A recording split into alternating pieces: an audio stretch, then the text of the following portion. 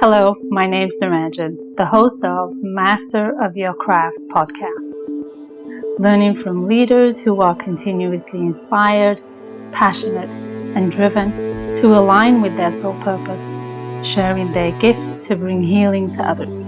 The music is composed by Rebecca Everett.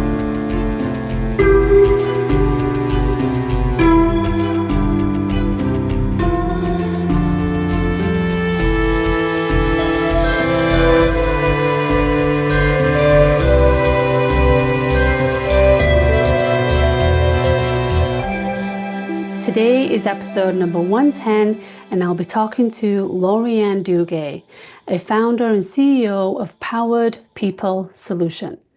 Lorianne Duguay helps organizations with growth mindset, igniting workplace transformation by helping them assess, optimize their end-to-end employee journey. She helps companies create corporate culture where positivity can thrive. A powered people culture is how you attract and retain talent that you need to thrive in a new world of work.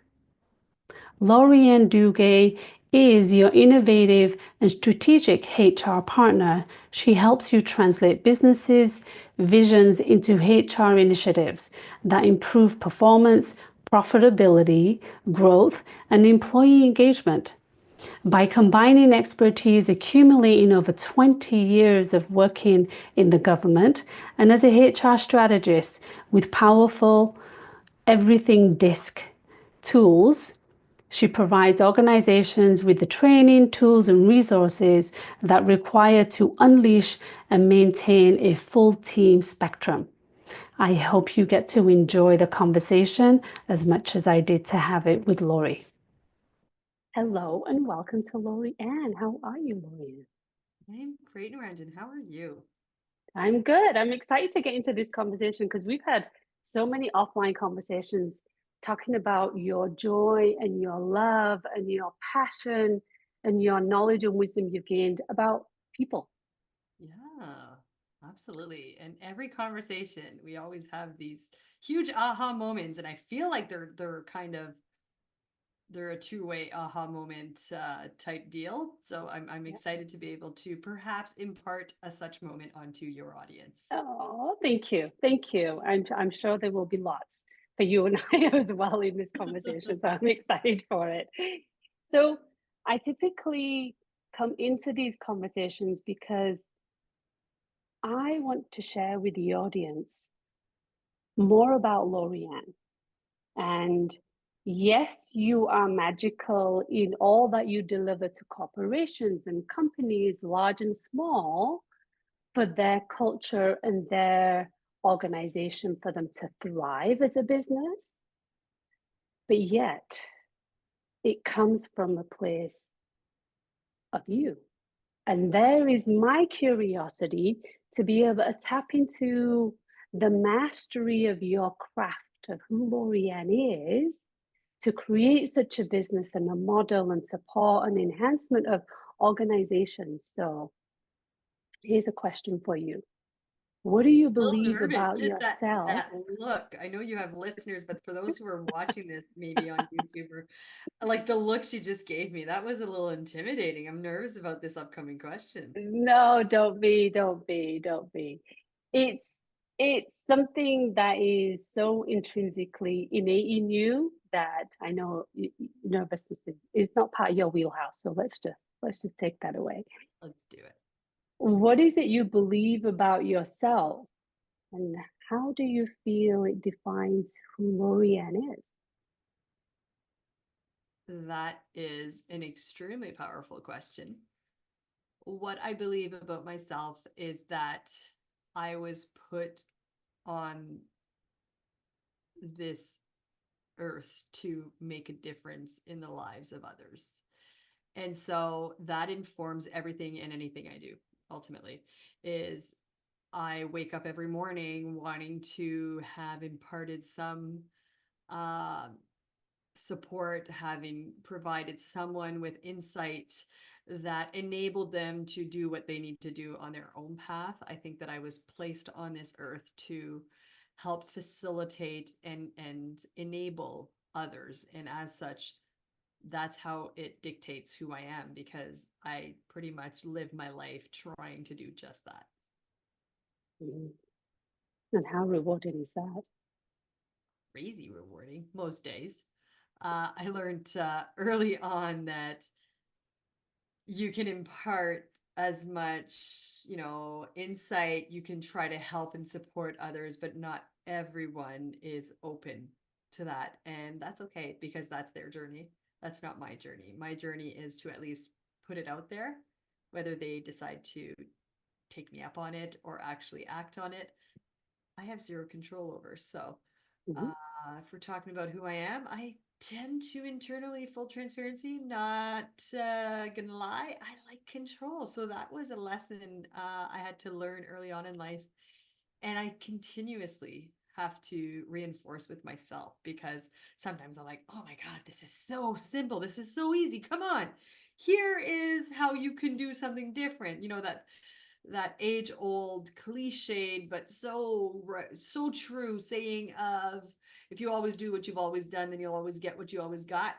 So many people will come to me, or just friends in my line of work as well as in my personal life, of challenges they're navigating, and I just don't know how to do this and how to deal with this.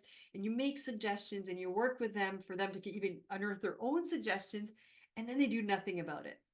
They go back to living and making the same choices they were making, that have essentially led to all of the challenges that they came to me in the first place with. And they seem to be okay with that. And, short of banging my head against a wall, which I don't recommend because it does lead to some headaches. Um, we certainly, you can only put it out there. And when you put it out there, you've got to put it out there with no expectations, because ultimately Right. expectations are the thief of joy. If you play stuff out ahead of time and expect how things are going to unfold, or how people are going to pick up and absorb and then act on what you advise them, I would say more often than not, it's not going to play out that way. So one of those early on lessons, and one that I try to remind myself, is put it out there and then leave it. They'll pick it up when they need it. But I mean, from a frustration point of view, absolutely having to relinquish that control is not something that came naturally. It's something that I would say I hone Mhm. almost daily, especially with my teenage Mm. daughter. Got to put that one out there. I think she That's appears right. in most of my podcast episodes when I Oh guest. no. I feel like she's a very good example of that. Maybe later in life, she'll actually tell me, when she's sitting with her shrink, she'll be like, yes, it's all about my guesting appearances on different podcasts. She used me as an example all the time. Okay. So Yeah, was that answer? That's a very long-winded answer, isn't it, it's Naraj? beautiful. It's beautiful. And it really puts us in a place of, actually it probably highlights you and your brand even more, of really wanting to offer the best for people. Mm, absolutely. And and helping people realize they deserve that best, because so many people are quick to discount themselves as not worthy, to discount themselves as, uh, you know, settling for lack of a better word, for whatever they've carved out for themselves, whatever reality they've carved out for themselves, and they've resolved themselves that that's all they could ever have. I feel like my role and purpose in life is to help them kind of hold that mirror up to them, to have them see their true potential, and then Yeah. help them get there. And we do that with organizations, right? We train leaders to do that with their team members, and to help them understand what that conversation, what that relationship building looks like, in order for people to truly see their potential on a more meta, I guess, scale. We Mhm. do that with organizations to help them see the potential that their team members can bring to their overall success as a company. Right. And I think the beautiful part of that and the work that you do is as individuals, as we all grow and evolve and change, it's inevitable, it's going to happen. The vibrational frequency of the planet is changing all the time. Mhm. So the mental capacity, the thinking, the solutions that get presented in front of us are far different than what they were 10 years ago. Mhm. Forget about 20, 30, 40, 50 years ago. It's a whole different ballgame. Absolutely. So as we change as human beings, we not only change for the organization and the company we work for, but we beg for more difference in the companies who we want to be serviced by. Mm, absolutely. That's a really, really great point. We've come to realize that our needs evolve, and those who are well equipped to cater to those needs has also evolved. I love it. That's part of the process. I mean, if we live in a world of technology and growth, and something's always changes, something's always growing for the betterment or to the detriment. That's a case of perspective. Absolutely. We get to make that decision. We do. Ultimately, that's all we get to do is make the decision, right? But Life it's is an all about empowered one. choices. It is. Life is all about choices. And every choice has some form of consequence, be it a benefit or a detriment, to your point. Yep. But at the end of the day, we have the control to make a different choice or make the same choice.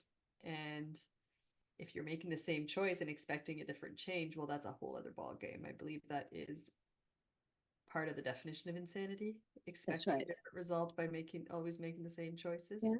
Good old Einstein. That's right. You got Mhm. it. It so if we can recognize that as individuals, then with the work that you do and the mastery that you have garnered, is supporting organizations to represent that so we can be serviced on a more enhanced level. Absolutely. To help organizations embody that.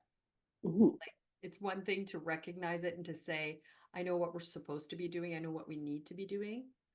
Where there's often a disconnect is they don't know how.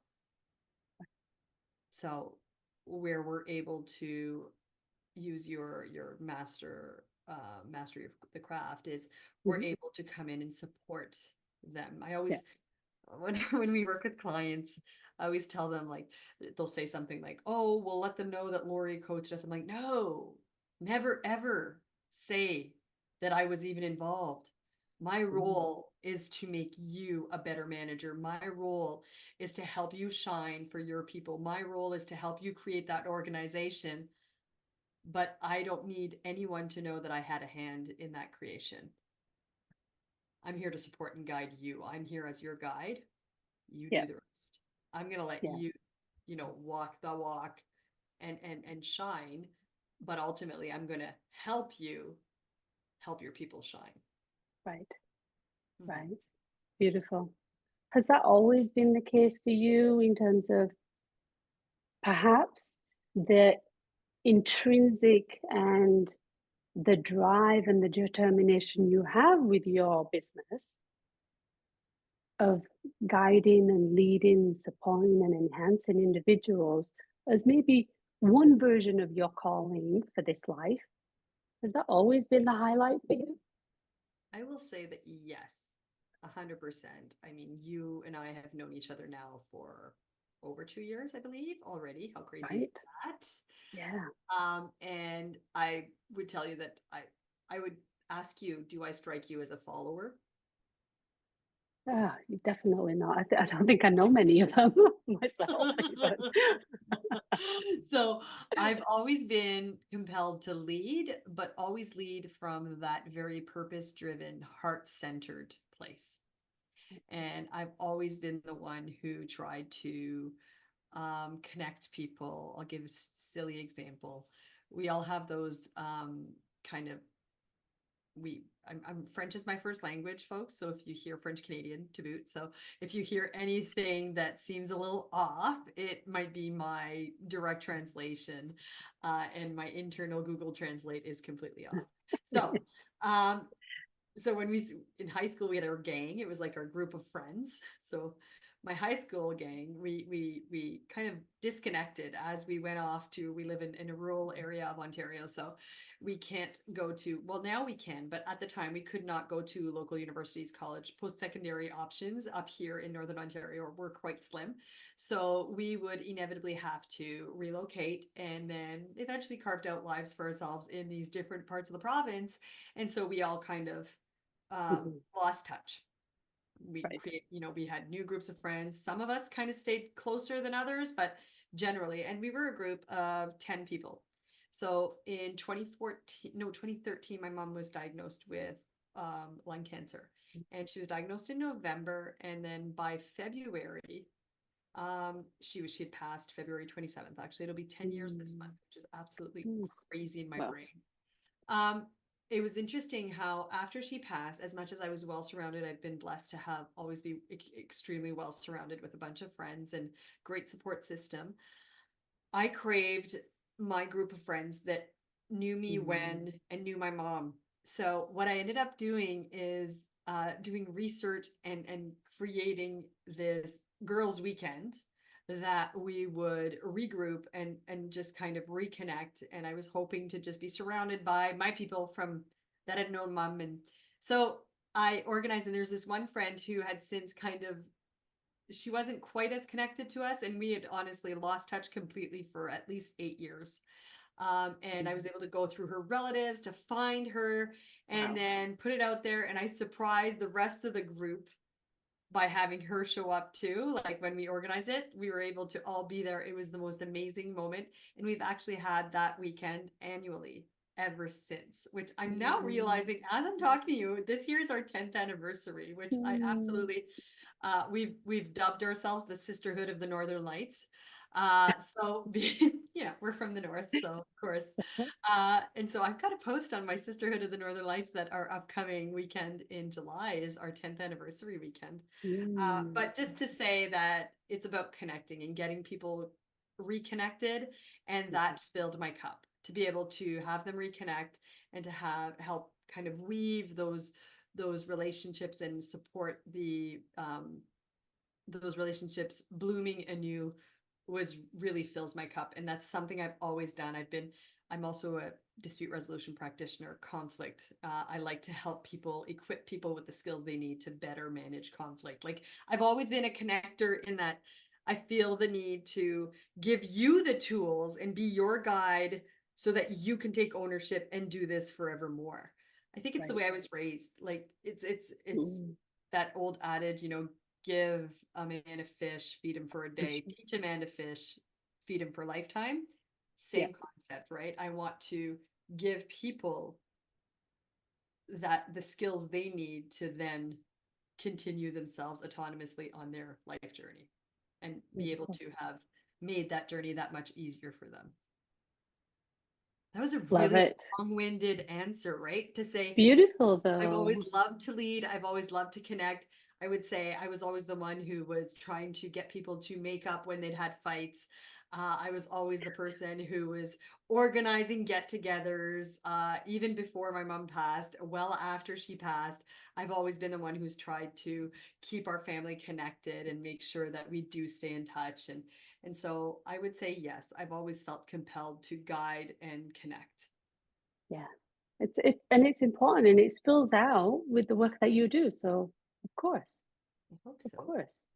course. So what do you feel are some of the attributes that connect you to this calling, to this purpose of connecting and leading and bringing people together and for them to stand in their power and really be in the place of certainty of who they are? What are some of my attributes? That allowed you to hone that skill and master it on a Hmm. deeper level.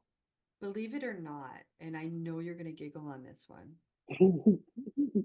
as much as I talk a lot, I think being a very effective, active listener and listening for the message behind the message Right. is a game changer. Yeah. Um, understanding the value of silence and letting that silence do the heavy lifting when you're talking with someone, and learning to be comfortable with discomfort, all the while staying, keep your eyes on the prize type. Understand that this discomfort is all in service of something bigger, something greater, and being able to stay poised and focused on that while navigating maybe the more rocky roads, understanding that the destination will be well worth it, the journey. So I know that's not an attribute. The active listening was the attribute, okay, for that very long-winded part.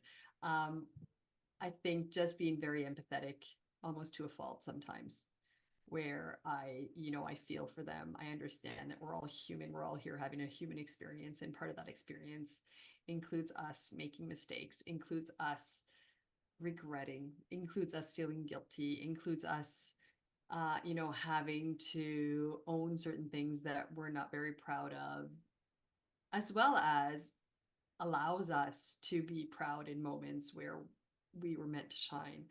I understand all of that, the science behind being human, if you will. And I think that that level of self-awareness has allowed me to help spur that level of self-awareness in others. A huge fan of Everything DiSC. Why? Because it is a tool, and any tool, whatever tool you use out there, I think Enneagram is a trending one at the moment. There are human design I've heard of, all of these different tools, the Myers-Briggs, I could go on forever, True Colors of the world. All of these tools are really about one thing: self-awareness. We can navigate this world two ways.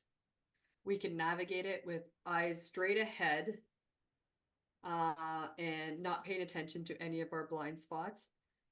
But if you've driven that way, you'll know that there's likely going to be some casualties, and you will likely have some issues that eventually will creep up and find you. Might be the police if you're actually driving with that way. But in life, the more aware you are of your blind spots, the more you can compensate for them, the more you can give them space, say, it's okay, I recognize that blind spot, and identify a stretch opportunity, and then continuously grow into that next version of yourself. But you can only do that if you increase your self-awareness. You can only improve on what you're made aware of. So these kinds of tools, I'm a huge fan. So from an attribute perspective, high levels of self-awareness, I believe, have equipped me for the work I do, but also helping other people increase their own self-awareness is my jam. When I do an Everything DiSC workshop and I see these people have those looks on their faces of, oh my God, I never told anybody this annoyed me. I never told anybody that this drained my energy. How do they know? Like, how do these people know? Why is this report telling me what I already know? I love those moments because I know that they're walking away that much more self-aware. And it seems like now that they've seen it on paper, they're willing to stretch. They're willing to kind of start to consider making a different choice, to loop it back to our original conversation on choice and life being all about choices. Yeah. Was there a pivotal moment when you saw it all on paper for you in, oh my gosh, this is who I am? This is me? Hold on a second. Where can I stretch? What was that moment for you?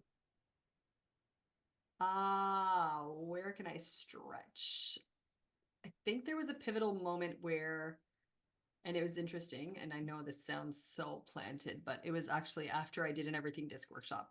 Part of that Everything, when I worked for the same large scale organization for 21 years, I was put into this path to leadership. I think it was honestly, it was their way of trying to reel me back in after they'd seen me checked out and trying to shop other options because I wanted out, Right. or I was just feeling completely checked out myself at work, right? And so they put me in this path to leadership program saying, we've pegged you for that succession to leadership. We see you growing into big things within our organization. Part of that I was like 9 months in a row, had to go to Toronto and we would do a different workshop on leadership development every month. It was wonderful. And we had that cohort. It was a wonderful kind of experience.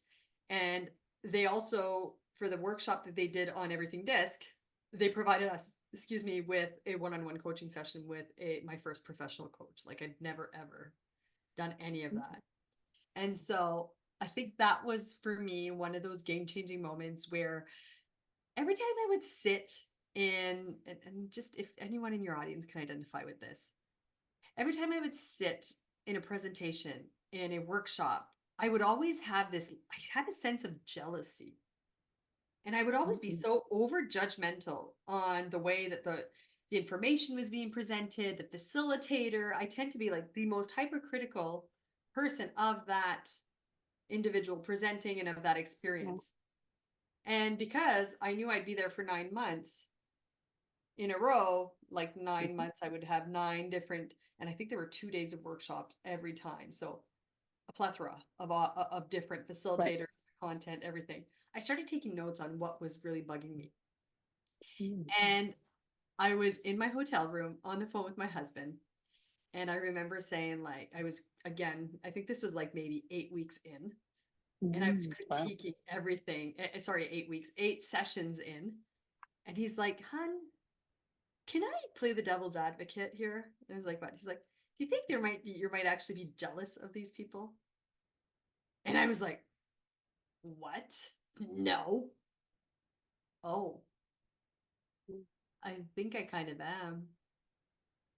And so he is not a man of many words, so he left it at that. And then I am a woman of many thinking and overthinking. So off I went on my rabbit hole overthinking, but very enlightening journey where I realized that I needed to own the fact that I had decided to just stagnate, and I had resolved myself to sit in that unhappiness thinking that was all I was ever going to get career-wise. And that ultimately I wanted to be the person in front presenting. I wanted to be the person in front inspiring. I knew beyond the shadow of a doubt that that's what I wanted to do. So when I had my executive coaching session, it was interesting because I was supposed to discuss my ascension and growth within our company. So I started that conversation with, "So, um, do you have to report back on these conversations?" Like, "No, no, this is your time. It is 100% you and it's confidential." I'm like, "Great. I want to leave this organization. I want to do what you do. How do I do that?" Wow. And she was like, "Pardon me?" I was like, "Yeah, this is what this conversation is going to be about." Because I'm not. So for me, that was my pivotal moment. I swear to God, it's the moment where, if you think about kind of the cogs in a lock, and when you look at people who pick locks and they kind of, they'll toy around with it until everything just kind of falls into place and then click. That was the moment that everything kind of, all those cogs kind of aligned and it went click. And I thought, okay. And that same person, I ended up asking her, like, once we were done the conversation, she's like, "Well, what are you thinking of doing?" And I told her I went back to school and I was doing some consulting on the side, and I had my postgraduate degree in HR management and labor relations, and I really wanted to kind of explore that more. And she's like, "So what are you waiting for?" And I was like, "Well, I'm waiting for all my ducks to be in a row and to have a few tools that I can go out there and market with clients, with prospective clients." She's like, "Who says your clients are going to want your ducks in a row?" Like, again, wow, rabbit hole. Here I am again thinking about, wow, here I am. This is so like backwards thinking of the way that I was wired to think. I thought I needed to have everything absolutely ready to launch before launching. But she was proposing I launch and figure it out as I go. And build and adapt my offerings, my services, relevant to that evolving need, that evolving demand out there, which, again, to revisit what you said early on in our conversation, that those needs do evolve and the services that can cater to those needs will also evolve alongside.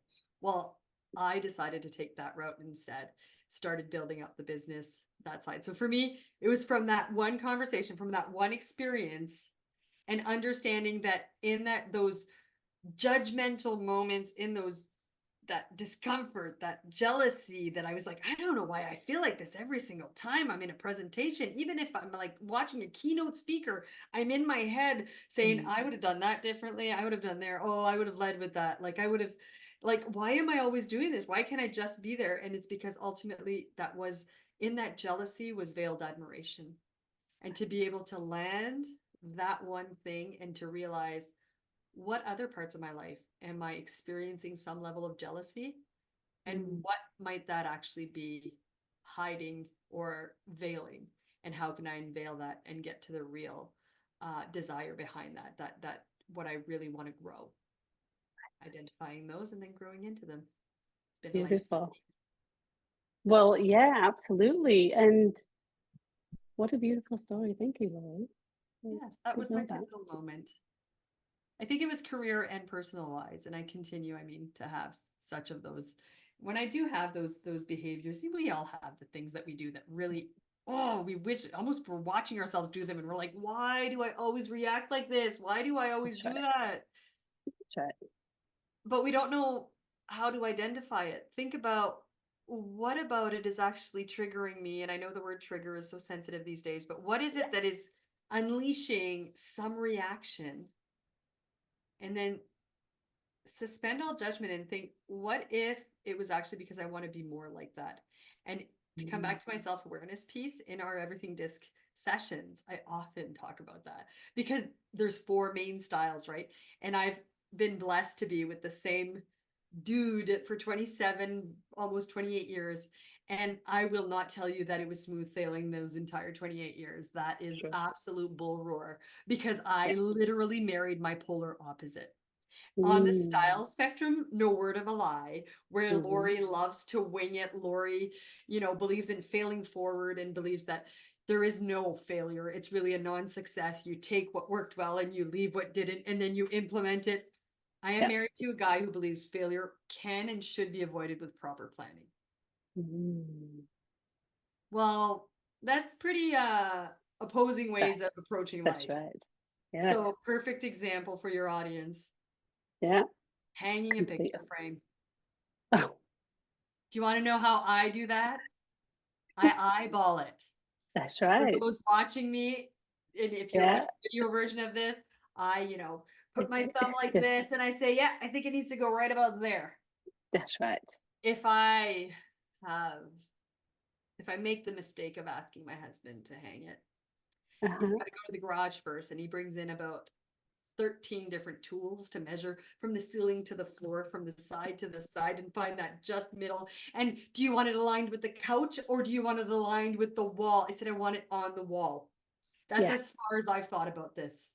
That's right. And so in helping, in meeting each other halfway, I've come to realize that um, what's your biggest fear at play here, Eric? Because he's an overthinker. What's your biggest Mm. fear? And he'll say, well, people will come over and say that it's crooked. Oh, Mm. geez, that is horrible. We need to avoid that at all costs. I think it should, we should have a good fight about our approach and make sure that we decide, because ultimately we need to avoid someone thinking that our picture is crooked. And Right. in my being able to kind of show him that, oh, you're right. I'm like, okay, so what's the real issue at play here? He's like, I guess I'm okay with that. Worst case, we'll just fix it. Yeah. But I know your other concern that you're not telling me is the fact that you're the one who plasters the walls when we paint. And that's one other hole that you're gonna have to cover up. He's like, yes, that's the actual issue. I'm like, there you go. Now that we know See? that, 3M make these handy dandy hooks that make zero damage on the wall. So I'm going to go ahead and I'm going to hang that picture frame. And maybe worst case, someone tells us it's crooked. 3M hook, save the day. I'm going to pull that little stick. Lever. I'm Yeah. going to reaffix it on a straighter footing, and then we'll never have to worry about that again. And he's like, okay, sure. So those 3M hooks saved our relationship, FYI. But just a little story to tell you how, there's certain ways that I'm able to help him there to not overthink. But in other decisions where I appreciate him being able to bring me, wait a minute, before you make that decision, you go ahead and wing it. I feel like this is a situation where you might want to put a bit more thought into it. it's a pretty big decision and the impact could be pretty huge. So why don't we spend a bit of time planning? And I appreciate that. And I'm like, okay, yes, thank you, thank you, thank you. So in my Yeah. sessions, when I'm teaching, I help them say, like, see, for example, where I would have been super annoyed with him coming in with all those tools before. But what if I reframe it and I see that's him being, really thorough and making sure it's done well and planning for whatever task he needs to accomplish. Right. And in my frustration, it's actually because I wish I could be more like that, because I know throughout my life I've had situations and mistakes that have required rework that would not have been necessary if I had just been more like that and spent a bit more time actually planning things out, right? So to recognize and understand the yin, the yang, that in Yeah. those kind of frustrations, when you're upset with someone or someone's questioning you and you're suddenly thinking, what do they think I'm incompetent? And in your frustration, it's maybe because you wish you could take more time to ask those questions. Maybe in that jealousy, in that frustration is actually veiled opportunities for stretch and growth. Beautiful. I love that example. And no doubt there's some support with those pictures that are hanging on your wall right now. So love it. Love it. So how would you say to individuals, because we see it, maybe you've been there and I think I've been there, of been influenced by those who are maybe stronger willed, Mhm. determined, if you will, to take over our own power, our own strength. And we end up sitting in their camp for a little while. Mhm. Because what can ultimately happen then is we lose sight of who we are. Mm. Because we're just in that because things are all great there and we want to be there. They've convinced us somehow that this is where we should be and that is the best place to be, aka corporate culture. What does that look like? Of how do we get out of that space, or how did you get out of that space to find that neutrality and find that balance in your own comfort and say, this is what works for me? I think in your question lies your answer. And back to, they've convinced you. I think it's only if and when you prioritize what you really want and taking the time to assess what you really want, what's really working for you, what's not working for you, and then figuring out, what does that ideal vision look like? What does a happy and content and feeling fulfilled at work Lori look like? And I'm using the example from leaving corporate to do my own thing. What does she look like? What does she feel like? And then making that vision so, so, so alluring that you are suddenly reinvigorated with motivation and inspiration to do whatever it takes to make that happen, to bring that vision to fruition. And I swear to God, it was not something that happened overnight. I was there for 21 years. I was checked out for a good 15 of those 21 years. Oh, wow. I was occupying their space. I was molding to the corporate expectation for 15 at least of those 21 years. The other 7 I was spending, appreciating the convenience of having a job where my brain was dead because I was super busy building my family at home. So that just the sleepless nights it became my escape, going to work and not having to think too hard. So sadly, that is what it is, right? And then I think it's just this idea of continuously checking in with yourself. Mm. You owe Yeah. it to yourself to check in with yourself. How am I really feeling? And then when you get that answer, ask yourself again. And if you need to, ask yourself a third time. No, really, how am I really feeling? And I think it's the 7 whys. It's one of the coaching techniques. You ask 7 times why, and That's it right. gets to the real root of the problem, because often what they'll say the problem is only a very surface level problem, when in fact it might be an entirely different problem that wasn't even related to that surface. Well, it was in that. But the more you ask why, do that with yourself. How am I Yeah. really feeling? Yeah. It's Am I magic. truly feeling Yeah. healthy, happy? Am I really, really feeling okay?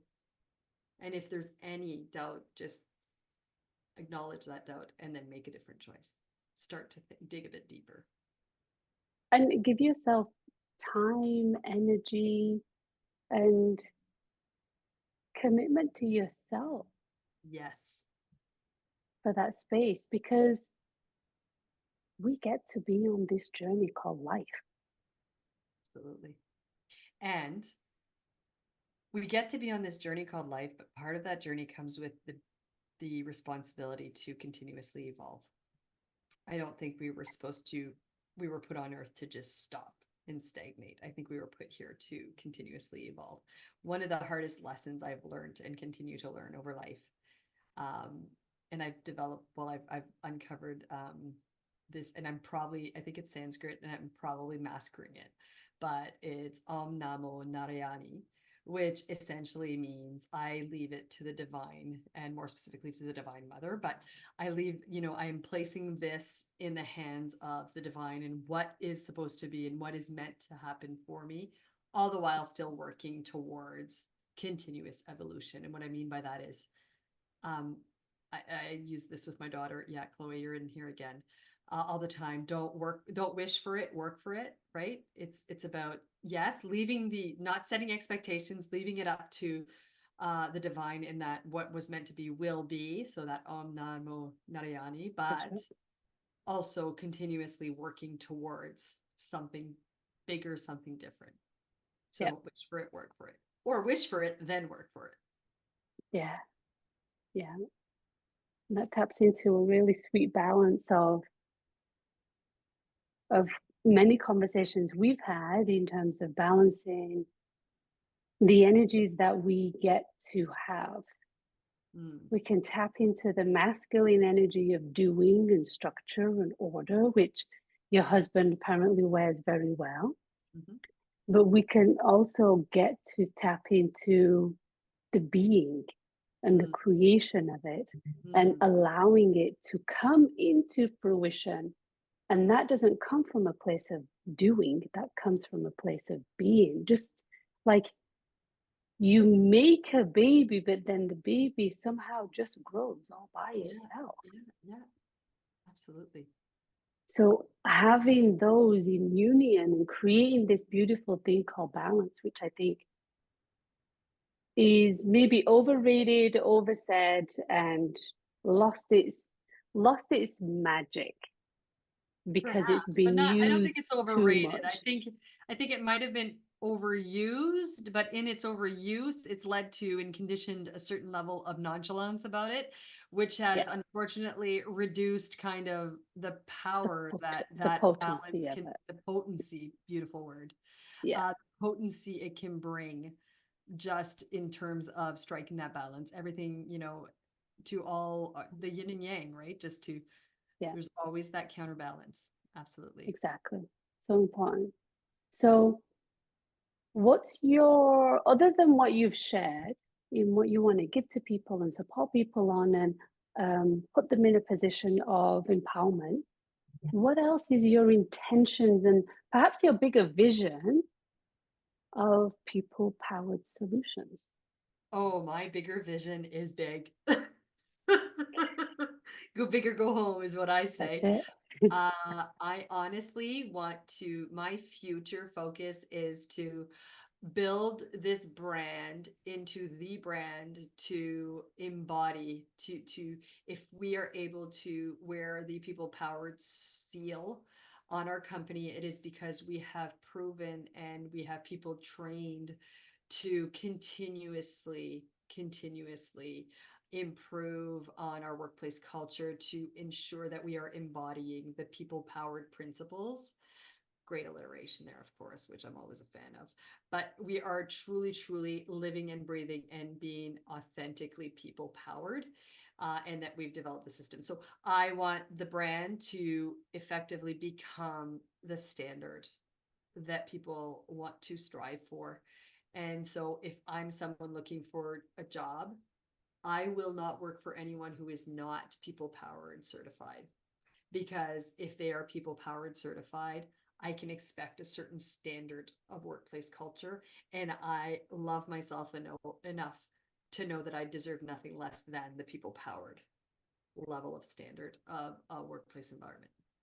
Beautiful. That's my long-term vision, because I ultimately it love it. means that we will have contributed to helping support and guide others into creating as many happy and fulfilling workplaces as possible. Beautiful. I love it. And in turn, the greater mission and the vision of these companies who are hiring these people who have claimed your status Mhm. in itself, I would like to say, or hopeful, doing great things for the world. Absolutely they are, because they're creating happiness at work. What? Yeah, It's kind of a cool thing. yeah. I'm helping people be excited every morning. I'm helping people not be stressed out every Sunday night because they have to go to work the next day. I'm helping people feel like they've never worked a day since we became people powered. Mhm. Mhm. It's gonna be magic. Gonna be magic. I love it. I love it. Well, thank you for not only sharing little bits of Lori that I didn't know, but sharing it with a wider audience, but especially that you get to do this in your whole heartness, big heartness, and share that with the world. So thank you for sharing with me and with all the listeners. So thank you so much, Lori. Thank you, hun. Thanks for having me on. Always, You're always welcome. a pleasure having a chat with my Naranjan. Always, always. I love it too. All right, my dear. We'll talk soon. I'm Naranjan, and you've been listening to Master of Your Crafts podcast. Please subscribe, rate, and review, and join me next week for another episode. Thank you for listening.